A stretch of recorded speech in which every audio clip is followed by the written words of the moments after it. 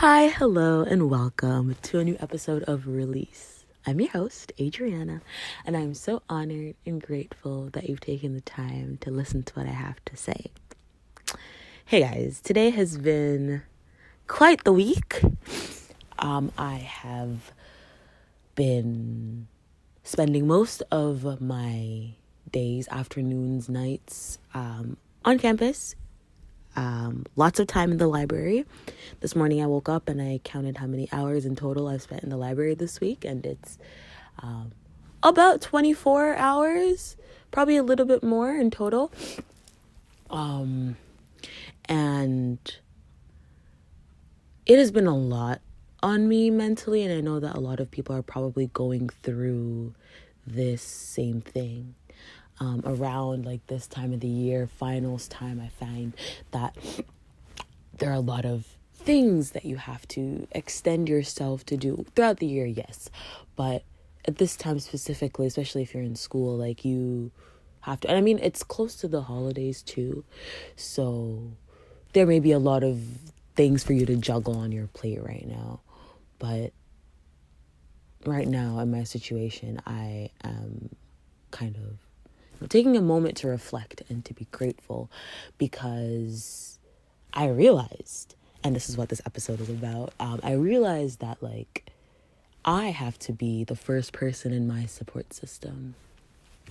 And I've taken a break from social media, and I haven't really been talking to my friends, and I literally wake up in the morning. I don't really associate with anyone in the house. My house is probably empty.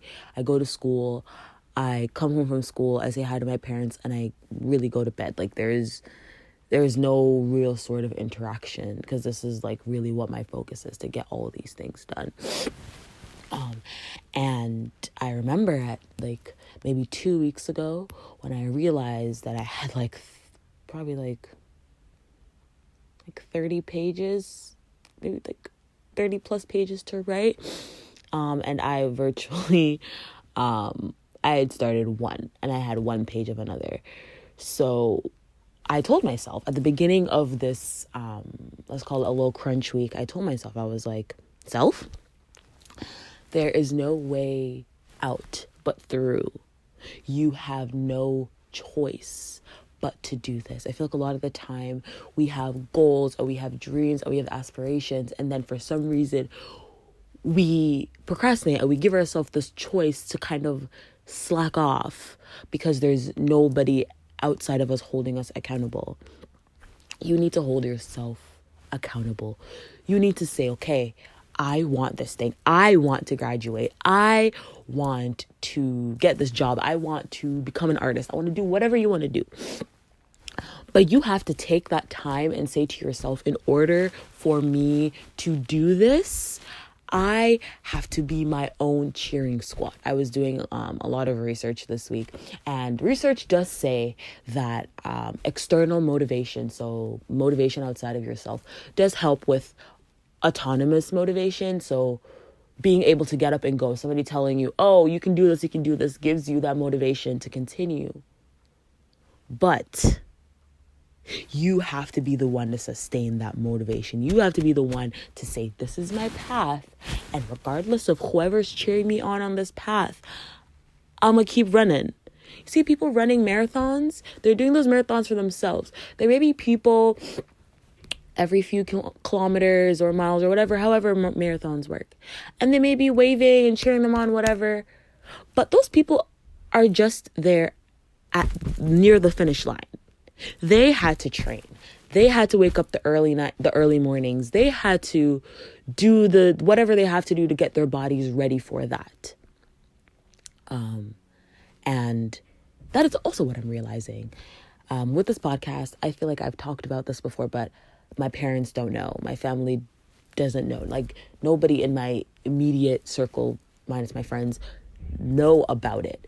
Simply because the things that I talk about on here, and the way that I speak about the things that I speak about, and the things I'm interested in, and the things that we talk about, and even stories that I've told, they're not things that I am openly willing or ready to share with my family, because it's a side of me that I don't think I'm particularly close with my family anyway. So it's a side of me that extends so far out of the realm of what they know me to be. So I just leave it at that. If they find it, they find it. If they want to talk about it, they can talk about it. But for now, I just try to keep the peace, whatever. But even the beginning of this journey, maybe like, oh my gosh, this podcast is coming up on a year in February, which is crazy. But maybe like a year and a half ago, 2 years ago, I used to have a conversation with someone, and we would get a little bit stony baloney, and we would talk about how we should make a podcast. We used to talk about, oh, we could talk about this, we could talk about that, we could talk about this, we could talk about that, whatever. And having a podcast has always been one of my goals, one of my desires. People have always told me, you should make a podcast, whatever, but I've never felt like I had anything to talk about.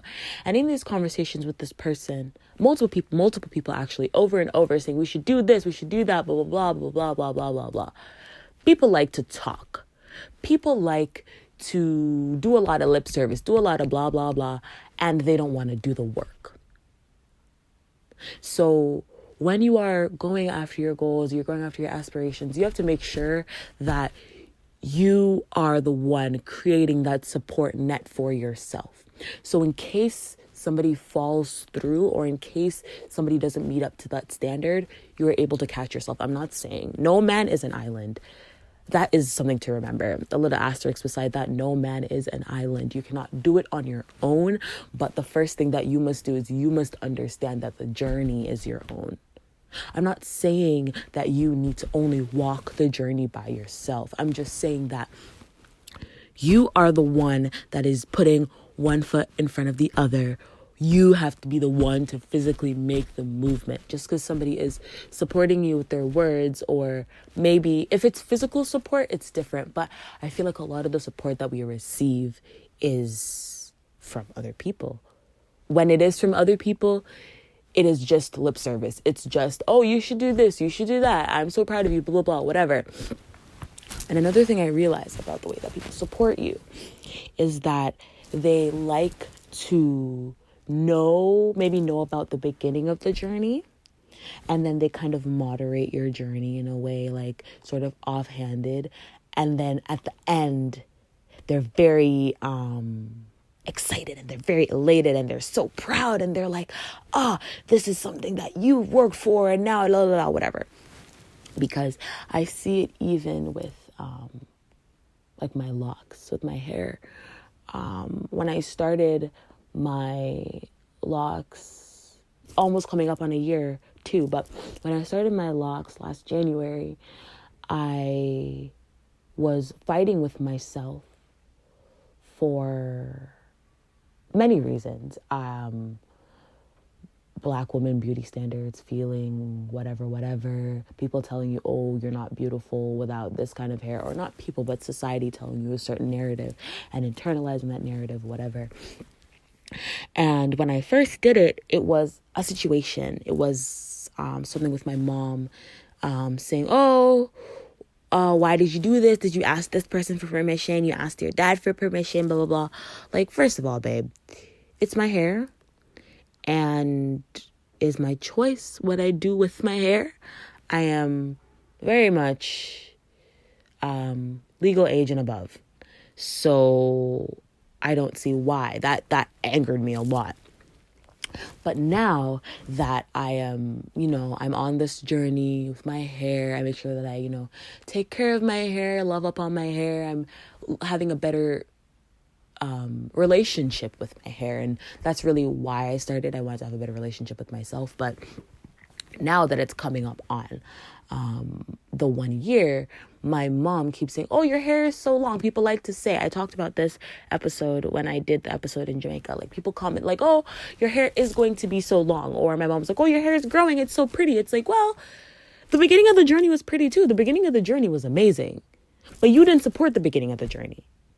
This is why I think it is so, so, so important that when you are making decisions for your life and for your dreams and for your goals and aspirations, even if the people that are in your immediate environment do not agree with said goals or aspirations, or they're not in your little corner cheering for you. You have to make that decision that maybe even if you go on the road alone, the universe will provide you with the people that are aligned with your purpose. I had to learn that when you start to step into your power and when you start to reclaim your life, you're going to have to kind of clean out a lot of the bullshit.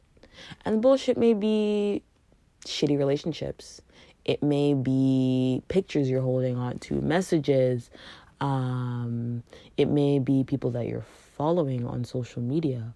Whatever it is, you have to let it go in order for the universe to give you. You have to make space in your life for the universe to give you the things that you desire. Because if you have, imagine you have like a jar full of marbles and someone says, hey, I have 50 marbles to give you, but your jar is full. So if you want any of these marbles, if you want one marble, if you want 20 marbles, whatever the amount of marbles that you want, you have to be able to clear out those unwanted. You may have some in there that are cracked. Throw it out. I find myself like now, I would say, oh, not even now, but before I would say, I'm going to keep this for this time. I can repurpose this for this. I can do this for that, la, la, la. And it stays in a little corner in a little box and it gathers dust for years. And I never touch it. So the other day I went through my room, and I suggest you do this. You go through your space and everything that you've ever said, oh, I'll use this, I'll wear this here, throw it out, donate it. Whatever you need to do, get rid of it. It does not need to be in your space. Clearly you're not using it. So why is it in your space? Back to our marble analogy, you take out all the things that are cracked. The marbles that you're like, maybe give away some of them to the person. Be like, do you want these ones that aren't cracked? Do you want these ones that I once loved, but now I'm moving on? Now I'm, expanding my taste. Now I'm ready to welcome in these new marbles.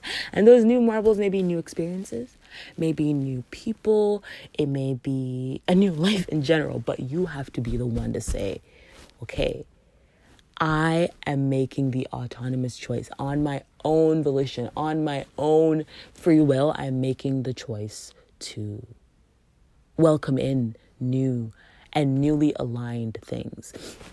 And just because you welcome in something new doesn't mean it's going to work. But you have to be able to understand. With my research this week, I've been kind of, because the way that my schooling has worked, because the divine works in mysterious ways, my classes, my things I am learning, things I'm writing about, things I'm researching are all things that I'm genuinely interested in. And it's helping me not only in school, but just in life to remind myself of a few things. And one of the things that I want to remind you of and remind myself of is that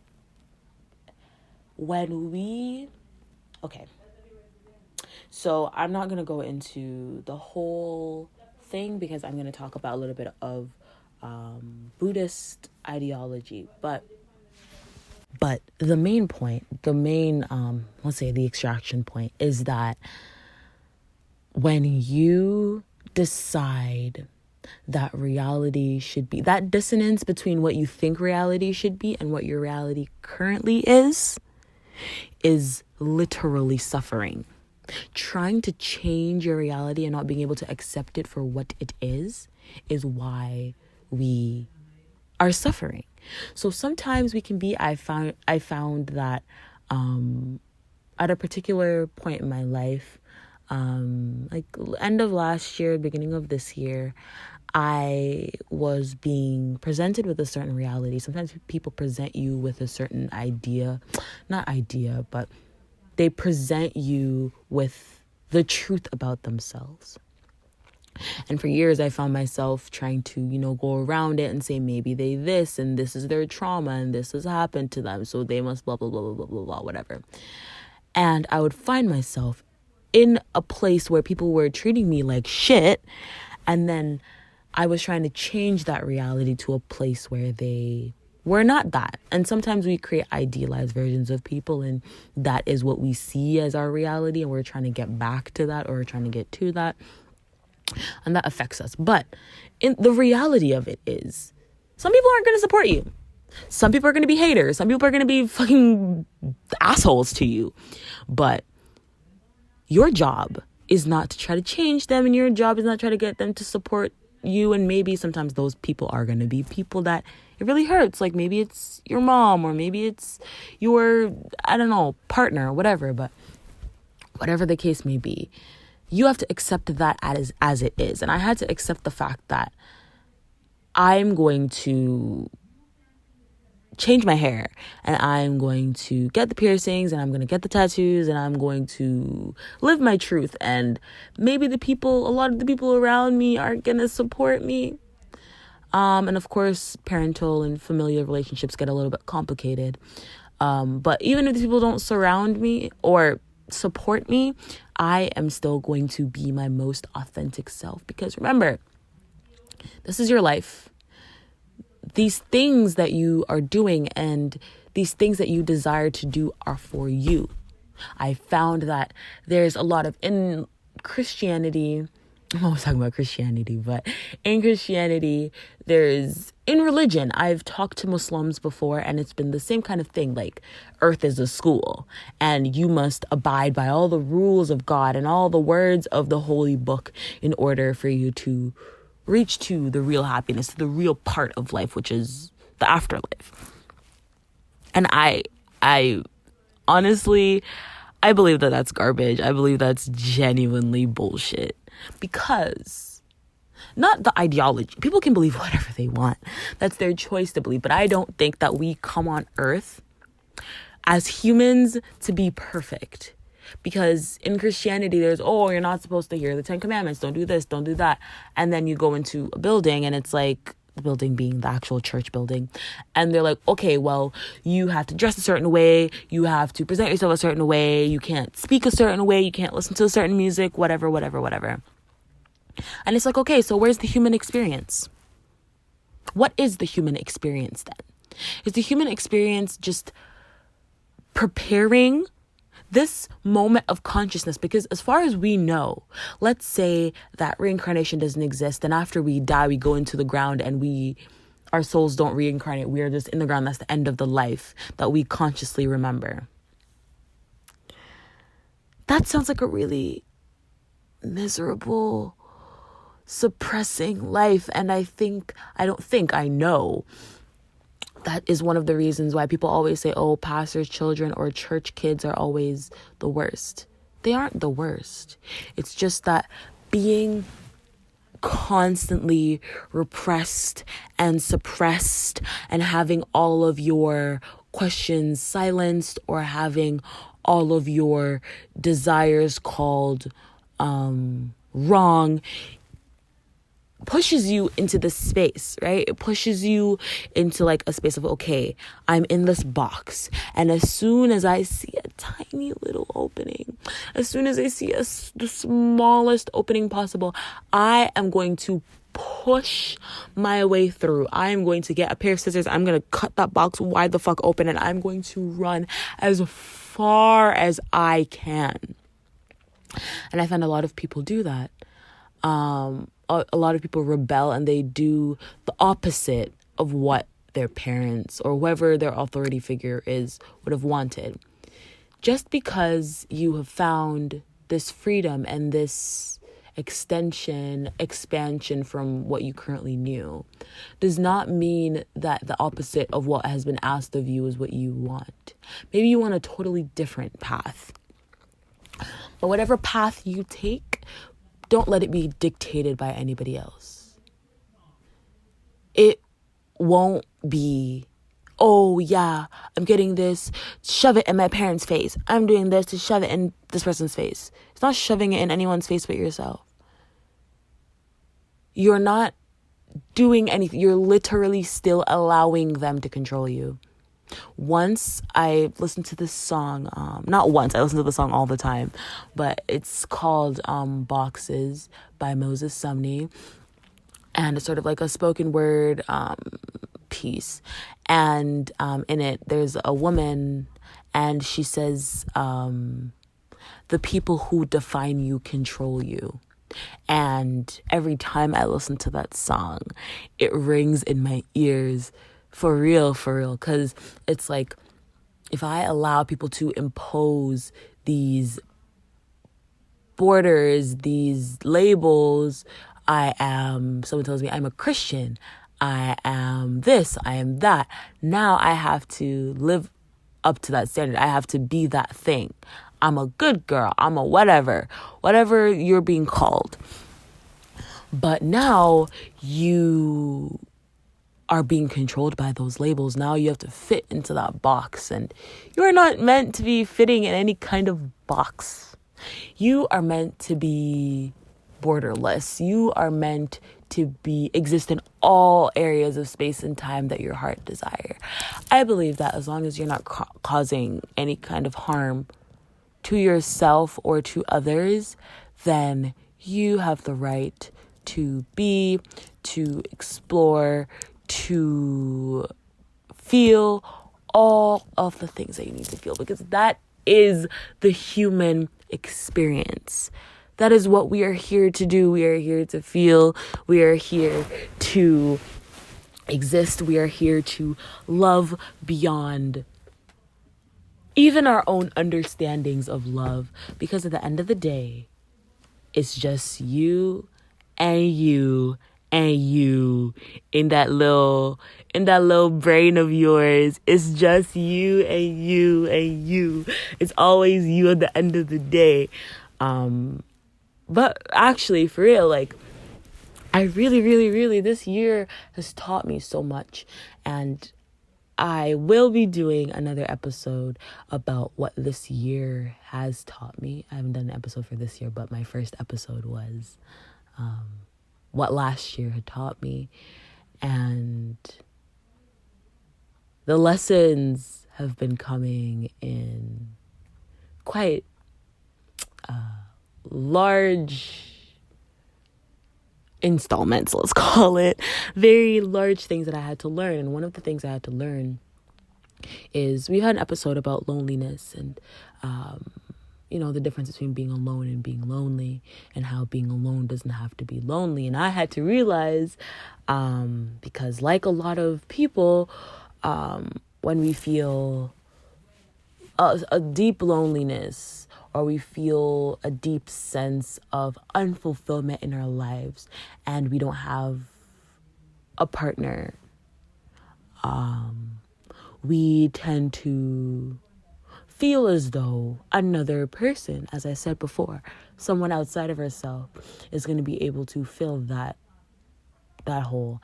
That's a very large thing to ask of someone. That's a very hard thing to ask of someone, to be like, now you are going to be my happiness. That's a very tough thing to do. So for me, I had to learn that I am enough on my own. Not only am I enough, I am more than enough on my own. And now, after spending so much time, I started with just, okay, I'm going to start going places on my own, because I realized that the people, because I am realizing I am like a lone wolf. I'm an only child. Like, I think that because I'm an only child, I had to learn about my loneliness, learn about my loneliness, and learn about how to enjoy my own time. But as I started going to school, whatever, it was sort of like, oh, now I have people that I can hang out with and people I can talk to. And I found that as I started getting older, I was depending on, or at least silencing myself in order to be around people in spaces I didn't like. And I realized the people that I was going around with, they were incapable of even being able to lead themselves or being able to understand themselves. So there's no way that they could be ever able to fulfill me. And I had to realize that I'm the shit. You're the shit too, but I realized that I'm the shit. And there's the absence or presence of a significant other in my life does not change the fact that I am the bomb.com. I'm the bombdiggity.com. Like, there's no person here in life that can ever change that. And I realized that even with that realization, because I've lost a lot of significant relationships this year, and I don't see them as a loss.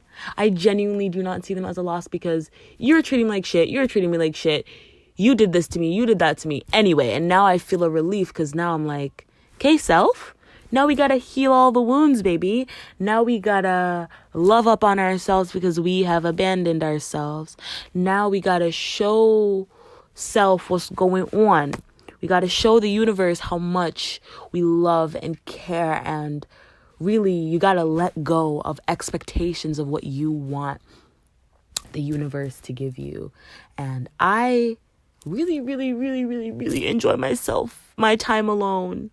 I enjoy my isolation. I remember at first it was kind of hard and I felt really lonely, and it might have been because like my mental health was really taking a toll on me. But now, even in those moments of feeling low or feeling sad or whatever, I feel safe within myself. And this last week, I've just been going. I don't think I've really ever, not ever, but I don't think recently I've hung out with anybody, because school, of course, school is going on and I've been occupied, and life is life. But I am really genuinely enjoying my time alone. And that's what the universe wants. The universe wants to give you everything that you desire, but those desires have to come from a deep, truly deep-seated soul place. It can't be, oh, I want to have a partner because I want to feel love. That's bullshit. You find that love within yourself, and you don't even ask the universe for love. The universe knows what you want. Yes, it is good to give up those. It's important to, let your requests be known. But through your actions, and, you do your little journaling, you do your little prayer, whatever, the universe is going to catch on. So for me, what I did, or what I'm learning to do, is to release all of the expectations on the universe, on myself, and also just release and surrender. Surrender. I talk about surrender probably in every single episode that is on here. We are on, I think, episode 22. 22, that's crazy. But yeah, we're on an episode in season 3. And I think I've talked about surrender every single episode, because it's so important for you to let your requests be known and let it go. Don't let it control your life. Don't let it, for me, like, the universe sends me signs.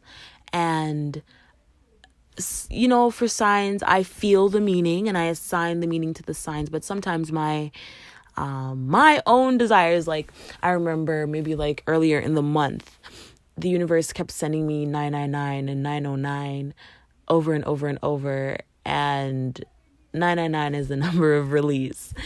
And 909 is about releasing and welcoming a new beginning. And when you release, the new beginning is right there in front of you. And at first, when I saw it, the first thought that was in my mind was, okay, I need to release, because I had just started talking to a new person. And it was sort of like, this person is not a good fit for me. Continues not to be a good fit for me. But I was there and I was like, okay, whatever. And literally, soon as the conversation started to pick up, the universe was like, release this shit. The universe was like, this one is not for you, babe. This is not for you. And I knew that from the jump. From the first time I saw it, I was like, yep, this is not for me. But I kept, because, I'm stubborn. I kept pushing and pushing. And I was like, maybe it means that I should release like expectations. Or maybe it means that I should release this or release that or whatever. And literally, I think within that week, the universe cut it. I've realized that now, like, when I start to be a little bit all up in my head, the universe is like, no, this is the path that you are on, and we have to step in and cut this shit. That person literally took themselves out of my life. Like, we had been having arguments about things that are very foundational to me, having arguments about the LGBTQ, which we have no arguments. I don't need you to be homophobic. Get out of my face. He's like, well, I'm not homophobic, blah, blah, blah, blah, blah, whatever. And in my head, I'm like, okay, the arguments that we're having you aren't being explicitly homophobic, but this is this. Or like, he would say things that I'm like, what the fuck? Like, it's just aggravating. It's just so aggravating. And then he sent me a video about how women don't take the time to understand men. And it was just bullshit from like, I was like, I cannot get through this video. This video is 13 minutes long, and I kept telling him, I was like, I have work. And he's like, just watch the video. And I was like, I'm not gonna watch the video. I can't fucking watch the video. It's 2 minutes in, and this is bullshit. And he sent me some paragraph about how he doesn't think that he's the person for me. And I was like, yeah, babe, I'm so glad you know, because I definitely agree.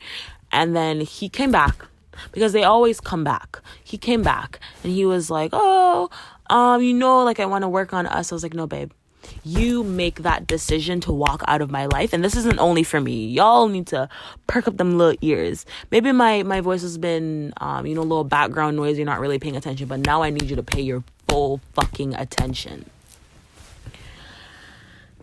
People are going to come back when your intentions are genuine, but you have to make the decision that you want the best for yourself. He came back with all of these. They always come back with all of these, lavish, whatever. I want us to be together. I want us to do this. I want us to do that. No. You made the decision to walk out of my life. Stick with it. You made the decision to treat me like shit. Say it with your chest. You made the decision to be a fucking asshole to me, and I decided to keep myself out of that space. Okay. Cool. Come back. But you're not coming back. You're not being welcomed back into my space. And if somehow you get in contact with me, you're not getting the version of me. Like, I was on the phone with him. He called me from no caller ID, and he was like, oh, you finally answered. And I was like, I did not know it was you.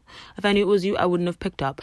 But yeah, I was talking. He's like, oh, you sound so cold. What's wrong? I'm like, nothing's cold. You made the decision to walk out of my life, and I need you to stand on your decision. Stand on your podium, yell it to the mountaintops. This is the shit that you decided to do. So how are you gonna get mad at me for not being welcoming if you're a fucking asshole? Like, that is just... You just gotta know your worth. Know your worth, know your value, know what your own... If you don't stand for anything, you will fall for everything. If you don't have... I see a lot of girls just, rolling with the first guy they see, the first man that tells them they love them, the first man that treats them like a human being. They don't have any standards for themselves. They don't say, okay, this is what I need in a relationship. This is what I desire. This is what I know the universe has in store for me. We need to stop settling. The universe has so much in store for you, and you're settling for Play-Doh when the universe is giving you the real deal. But you have to know that all you have to do is, when things aren't in alignment with you, you make the conscious decision to step out of that thing. You make the decision to be better and to do better, because when you do better, the universe rewards you with better. Yeah. We are here as humans to live a life that is... You choose whatever path you want your life to take, but you take that path and you stick with it. If you want to be a writer, you want to be a creative, you want to change the world, that's the desire that is on your heart, you have to depend on yourself. Of course, there'll be helpers along the way, but we're not depending on the helpers to get us along. We are going towards our path in so much surety that the universe will provide. All we got to do is leap and the universe will catch us. Again, universe synonymous with source, the divine, whatever you call your higher power, whatever that is. Because once you step into alignment, things start to shift in ways. Once you start to perceive your reality as working in your favor, things start to shift and change, and you deserve that beautiful shift and change. But yeah, that's all I have for you guys today. Thank you for listening. I love you so many so's that it's ridiculous. I couldn't say them all. And I looked at my Spotify Wrapped, and it was very exciting. I found out there are people listening from multiple places and not just where I currently am. And that's very exciting. Thank you to every single person that listens to this podcast. Thank you to every single person that has shared it. Thank you to every single person that has listened to even a millisecond of, maybe not millisecond because you wouldn't get anything from a millisecond, but a minute of my voice. I really, really, from the bottom of my heart, I appreciate it so much. We are almost at the end of the year. Please be patient with yourselves. Please enjoy the remainder of this year. Beautiful things are in store for all of us. And yeah, I'll catch you guys in the next episode. Bye.